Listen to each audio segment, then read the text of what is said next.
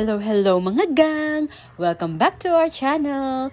Masayang-masaya po ako dahil after 1 year at kalahati mahigit, ako ay makapag-upload ulit ng mga mini vlogs dito sa aming channel. Kaya welcome back to me! Sa ngayon mga gang, kami po ay nagpapagawa ng isa pang pandagdag na pintuan sa aming paupahan. Sa kasalukuyan meron kaming 4 doors. So nagdagdag kami ng isa. Dahil itong space na to mga gang ay parang mini garden lang namin dati. At naisipan namin na why not pagawan pa ng isa pang pintuan para pandagdag sa aming passive income. Mga gang, ang area ng studio type pad na ito ay nasa 16 square meters lamang.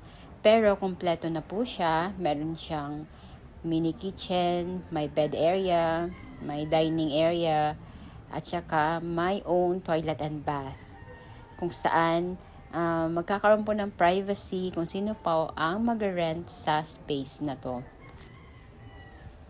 Sa mga susunod na araw mga gang, subaybayan nyo po at i-share ko dito yung mga developments sa aming pagpagawa.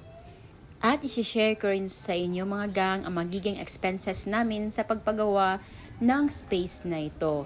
Excited na nga kami matapos to mga gang dahil ito yung unang goal namin for year 2025.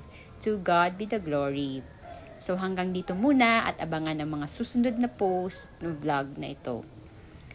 Thank you so much for watching mga gang and please do like and subscribe. Have a nice day. Bye!